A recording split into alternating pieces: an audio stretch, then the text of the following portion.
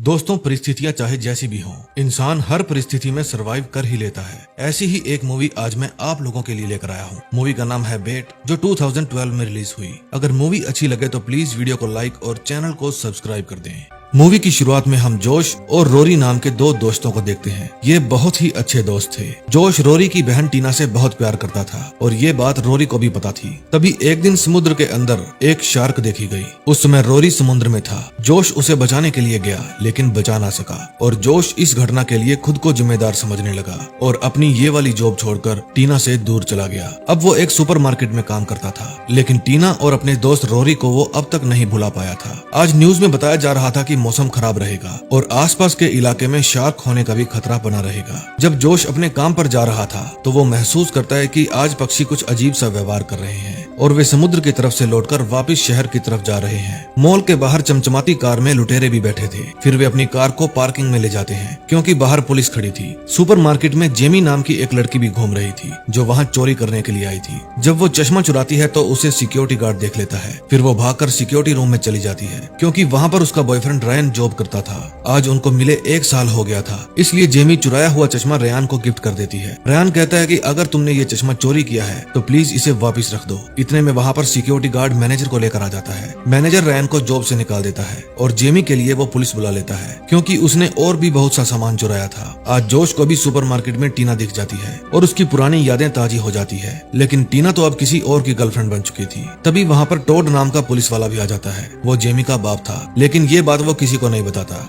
फिर वो अपनी बेटी को पार्किंग में ले जाता है। बाप बेटी की हरकतों से परेशान था और बेटी बाप की हरकतों से। वे दोनों लुटेरे भी पार्किंग में ही बैठे थे। डोयल किसी मजबूरी में चोरी करने आया था क्योंकि उसका भाई उसके साथी डेनियल के कब्जे में था। फिर जब वे चोरी करने के लिए जाते हैं तो डोयल की नजर उनके ऊपर पड़ती है। फिर वो अपनी बेटी को कार में ही छोड़कर उन दोनों का पीछा करता है। डोयल सीधा मैनेजर के कमरे में जाता है और गन दिखाकर पैसे निकालने के लिए कहता है, लेकिन सेफ बिल्कुल खाली थी। फिर वो उसे उस जगह चलने के लिए कहता है जहाँ पैसे पड़े थे। वहाँ जाते हुए उनको टोड देख लेता है और जाकर सीधा उसके ऊपर गन तान देता है। इतने में डोयल का दूसरा साथी डेनियल वो भी आ जाता है और सुपरमार्केट में काम करने वाली एक लड़की को पकड़ लेता है। उधर पार्किंग में रयान जेमी के पास जाता है और कहता है कि तुम्हारी वजह से मैंने जॉब खो दी है। जेमी कहती है तो फिर मैं वापस जाती हूँ और कोशिश करती हूँ तुम्हारी जॉब वापस मिल जाए। फिर वो अपनी कार में जाकर बैठ जाता है। वहाँ उसका क्लासमेट भी था जो अपनी गर्लफ्रेंड को लेकर कार में कबड्डी खेलने आया था। अंदर जोश को गोली चलने की आवाज आती है और वो जाकर देखता है कि एक लुटेरे ने एक लड़की को मार दिया है और अब उसने टीना को भी पकड़ लिया है। जोश हीरो बन के आगे जाता है और कहता है कि उसे छोड़ दो। तभी वहाँ पर सब कुछ हिलने लगता है जैसे कोई भूकंप आ गया हो। दरअसल वहाँ भूकंप नहीं बल्कि कुछ और ही हुआ था। वहाँ पर सुनामी आ गई थी। चारों तरफ अफरा तफरी मच गई थी। लोग अपनी जान बचाकर इधर उधर भाग रहे थे। पानी सुपरमार्केट के अंदर भी घुस जाता है। जो लोग जहाँ थे वहीं फंस जाते हैं। ऐसी ही सुनामी लगभग 20 साल पहले इंडिया में भी आई थी। किस किस को इसके बारे में पता है कमेंट में जरूर बताएं। जब समुद्र का कहर शांत हुआ तब तक हजारों लोगों ने अपनी जान गंवा दी, लेकिन अब भी कुछ लोग सर्वाइव कर जिंदा थे और वो खुद को संभाल रहे थे। सबसे पहले डोयल पानी से ऊपर आकर बैठ जाता है। जोश टीना को ढूंढ रहा था। तभी टीना का बॉयफ्रेंड स्टीवन जोश को आवाज लगाता है और टोड की हेल्प करने के लिए कहता है क्योंकि उसके पाँव में चोट लगी थी। तभी टोड की बेटी आ जाती है और अपने पापा को जिंदा देकर उनके गले लग जाती है। तभी उसे रयान का ख्याल आता है। डोयल कहता है कि भूल जाओ उसे, पार्किंग में यहाँ से ज्यादा पानी होगा, अब तक वो मर गया होगा। फिर वो रोने लगती है। तभी पानी में से मैनेजर और सिक्योरिटी गार्ड निकलकर बाहर आते हैं और टीना भी सहमी हुई सी पानी में ही खड़ी थी। वो सदमे में थी। फिर जोश आकर उसे भी बचा लेता है। वहाँ एक और लड़की जो उसी सुपरमार्केट में काम किया करती थी बच गई थी। उसका नाम कैरिबा था। डोयल उसे भी ऊपर खींच लेता है। स्टीवन सुपरमार्केट में ही घूम रहा था ताकि अगर कोई और जिंदा है तो उसे बचा सके। तभी उसे वहाँ एक और आदमी जिंदा मिलता है। वो उसकी भी जान बचा लेता है। पार्किंग में वे लैला मजनू भी अभी तक जिंदा थे जो अपनी सुपर कार में सुरक्षित बैठे थे। रयान भी अभी जिंदा था। फिर वो अपनी कार से बाहर निकलकर अपनी कार के ऊपर चढ़ जाता है। उधर जोश टोड के पैर में से रोड निकालता है जो एक्सीडेंटली उसके पाँव में घुस गई थी। अब वे सब लोग वहाँ फंस चुके थे। पानी का लेवल बढ़ चुका था और उन्हें पता था उनको बचाने के लिए कोई नहीं आने वाला। यहाँ से निकलने के 2 ही रास्ते थे। एक कार पार्किंग जहाँ यहाँ से भी ज्यादा पानी था। दूसरा गेट पानी में बहकर आई गाड़ियों के कारण बंद हो गया था। फिर कुछ लोग वहाँ से बाहर निकलने का रास्ता खोजते हैं। तभी कैरिबा नोटिस करती है कि पानी में कुछ है। जोश समझ जाता है, इसलिए वो सबको पानी से बाहर निकलने के लिए कहता है क्योंकि पानी में शार्क थी। वो सिक्योरिटी गार्ड को अंदर ही खींच लेती है। सब लोग डर जाते हैं और चौकन्ने होकर बैठ जाते हैं। अब शार्क वहीं घूमने लगती है क्योंकि वो भी वहाँ पर कैद हो गई थी। अब उसके मुंह पर इंसानी खून भी लग गया था। वे सब अंदाजा लगाते हैं कि ये शार्क कम से कम 12 फुट लंबी होगी। उधर पार्किंग में रायन बाहर निकलने का रास्ता ढूंढ रहा था, लेकिन सारे रास्ते ब्लॉक थे। तभी रायन का क्लासमेट कार की सनरूफ खोलकर बाहर आता है। रायन उसे आवाज लगाता है, लेकिन तभी वे पानी में शार्क देख लेते हैं, जो उनकी कार के आसपास ही मंडरा रही थी। उधर मैनेजर और डोयल आपस में लड़ रहे थे। मैनेजर कहता है कि तुमने जिस लड़की को मारा वो मेरी दोस्त थी। डोयल कहता है मैंने किसी लड़की को नहीं मारा। तभी वहाँ शार्क फिर से आ जाती है, क्योंकि उसको पता था यहाँ और भी खाना है। सडनली वहाँ बिल्डिंग हिलती है और ऊपर से बिजली की तारें नीचे आकर गिरती है। अब पानी का लेवल बढ़ रहा था और अगर वो इस तार तक पहुंच गया तो पूरी बिल्डिंग में करंट आ जाएगा। फिर जोश बताता है कि सभी पावर्स के कनेक्शन स्टोर रूम में है। फिर जोश कहता है कि मैं वहां जाऊंगा और लाइट ऑफ कर दूंगा। टीना कहती है शार्क सबसे पहले तुम्हारे ही पास आएगी, क्योंकि तुम्हारे हाथ पर चोट लगी है। तभी स्टीवन को एक आइडिया आता है। उधर पार्किंग में शार्क उन लैला मजनू को खाने की फिराक में थी। तभी रायन कहता है कि मैं कोई ऐसी चीज ढूंढता हूँ जिससे मैं शोर करूंगा, और जब शार्क मेरे पास आए तो तुम भागकर किसी ऊंची सी जगह चले जाना। उधर जोश और टीना ने स्टीवन के आसपास एक कवच बना दिया था ताकि शार्क से बच सके। फिर स्टीवन जोश को कहता है कि मैं टीना का बॉयफ्रेंड नहीं हूँ, मैं उसका सिर्फ एक अच्छा दोस्त हूँ, हमारे बीच में ऐसा कुछ नहीं है। फिर वे स्टीवन के मुंह में एक पाइप देते हैं ताकि वो उसके जरिए हवा खींच सके, और स्टीवन पानी में कूद जाता है। उसने अपने पांव पर वजन बांध रखा था ताकि आराम से जमीन के ऊपर चल सके। शार्क उसके पास से ही गुजर जाती है, लेकिन उसे कुछ भी नहीं कहती। फिर वो स्टोर रूम में चला जाता है। पाइप काफी लंबी थी, लेकिन फिर भी वो बिजली के बोर्ड तक नहीं पहुंच पाता। फिर वो पाइप को खींचता है, लेकिन जोश ने भी पाइप को टाइटली पकड़ा हुआ था। तभी वो एक गहरी सांस खींचता है और पाइप को अपने मुंह से निकालकर बाहर फेंक देता है। वो पावर ऑफ कर देता है, लेकिन पानी से ऊपर नहीं जा पाता, क्योंकि उसके पाँव में वजन बंधा हुआ था। वो बहुत असहाय हो गया था,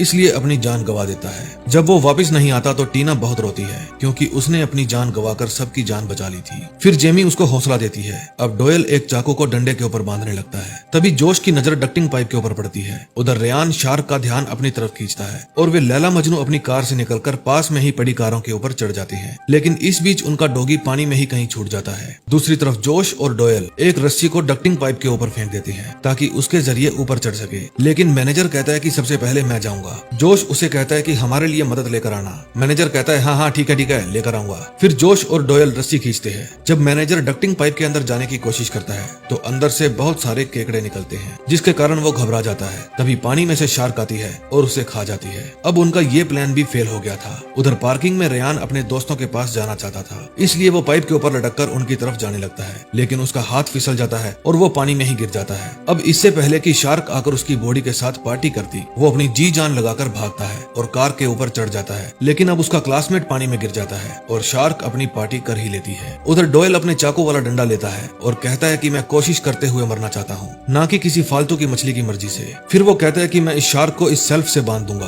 और फिर हम यहाँ से बचकर निकल जाएंगे, लेकिन इसके लिए उन्हें एक हुक की जरूरत थी। टोड कहता है मैं हुक लेकर आऊंगा, क्योंकि अगर वो शार्क मुझे खा भी गई तो कोई गम नहीं। फिर वो जोश को अपनी बेटी का ख्याल रखने के लिए कहता है, लेकिन इतने में उसकी बेटी पानी में कूद जाती है और हुक लेने के लिए वहाँ पहुँच जाती है। शार्क भी उधर ही जा रही थी, इसलिए सब लोग दूसरी तरफ से आवाजें करने लगते हैं ताकि उसका ध्यान भटक जाए। फिर वो हुक ले लेती है और सब लोग उसे तेजी से खींच लेते हैं। फिर वे शार्क को पकड़ने के लिए चारा डालते हैं, लेकिन उसे इस बासी खाने में कोई इंटरेस्ट नहीं था। फिर वहाँ जो एक और आदमी बैठा था वो अपनी गन निकाल लेता है और कहता है कि मैं उसे ताजा खाना दूंगा। ये आदमी कोई और नहीं बल्कि डोयल का दूसरा साथी था जो रोबरी करने आया था। ये वही था जिसने मास्क पहना हुआ था। वो कैरिबा के साथ हुक बांधकर उसे पानी में फेंक देता है। तभी उसका साथी डोयल अपने डंडे वाले चाकू का यूज करता है और उसी के साथ वो हुक बांधकर पानी में फेंक देता है। अब मछली कांटे में फंस जाती है और उसकी एक रेंज सेट हो जाती है। उधर पार्किंग में उस लड़की का कुत्ता उसे वापस मिल जाता है। फिर रायन को एक आइडिया आता है। वो एक रोड लेकर पाइप को खटखटाता है ताकि अगर कोई और भी जिंदा हो तो उसे सिग्नल मिल जाए। जब उसकी आवाज जेमी सुनती है तो वो कहती है शायद ये रायन होगा, लेकिन वो श्योर नहीं थी, इसलिए वो पार्किंग की तरफ जाने लगती है। टोड जोश को उसके पीछे जाने के लिए कहता है। फिर वे दोनों पार्किंग में जाते हैं। रायन चिल्लाकर कहता है कि यहाँ शार्क है,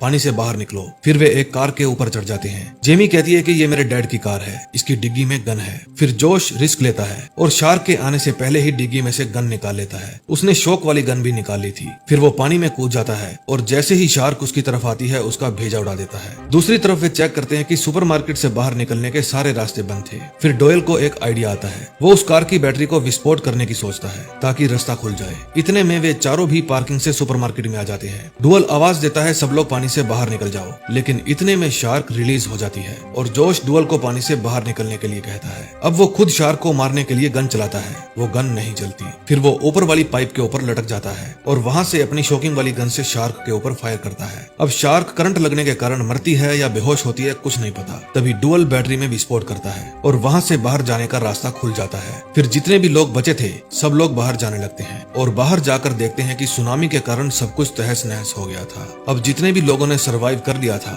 उनको फिर से नई शुरुआत करनी पड़ेगी। अब एंड में हमें हर आशावादी फिल्मों की तरह एक परिंदा दिखाया जाता है जो कठिन परिस्थितियां होने के बावजूद भी अपना खाना ढूंढ ही लेता है।